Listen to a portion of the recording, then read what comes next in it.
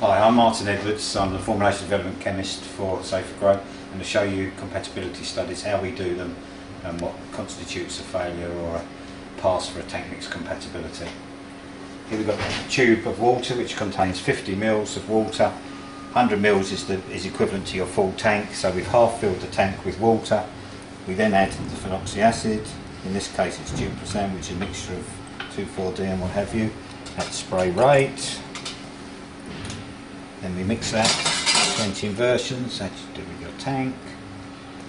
This emulates some mixing in the tank then, Martin, with the water. Yes. And agitation, I guess. Yeah, you homogenise each chemical individually. Otherwise they will not be compatible if you mix technicals. Then we add the manganese sulphate to the solution. Agitate that.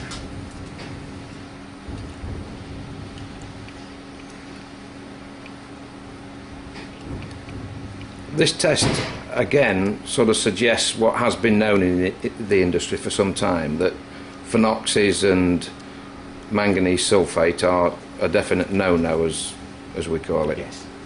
Yes, that's what happens, and then we top up with water to use full spray volume. Agitate again. Now these two ingredients on their own produce a clear solution, tank solution, and you can see they're not compatible. Immediately the reaction is obvious. We then do the same with phenoxy first. Always put the phenoxy first. Mix that up.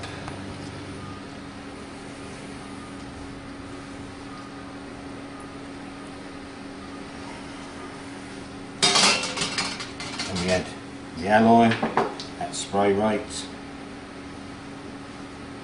which is a lot less, of course, than the manganese. That's surely representing the rate per hectare. Yes, that's that the we're rate per using. hectare. Yeah. Then we mix that again. Obviously the SC needs to be mixed in more efficiently.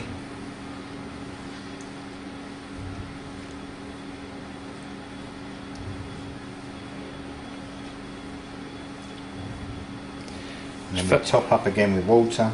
Yeah. That again is just remaining to fill your spray tank.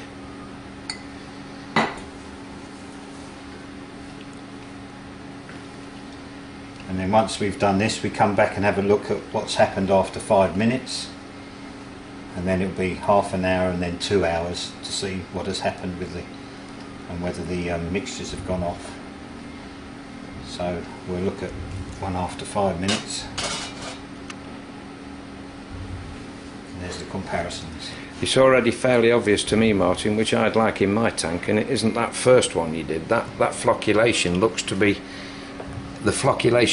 flocculating together, if that makes sense, because those almost like crystal forms in there seem to be getting bigger, so I wouldn't want to try and push those through a jet as a grower. No, you'd probably screen your pumps or your filters with that. So the next move then is to, as you say, come back in 5 minutes and just see what's happened. Well, sure. Well, the 5 minutes is up almost for the first one, and all we do is then come along and check how much precipitate we've got along this grading here, but you can see it's all not collected at the bottom, so we're just guessing at 10 mils of a gelatinous precipitate. We would call that gelatinous precipitate. Not good. Not good, considering they should both give a clear solution if sprayed on their own.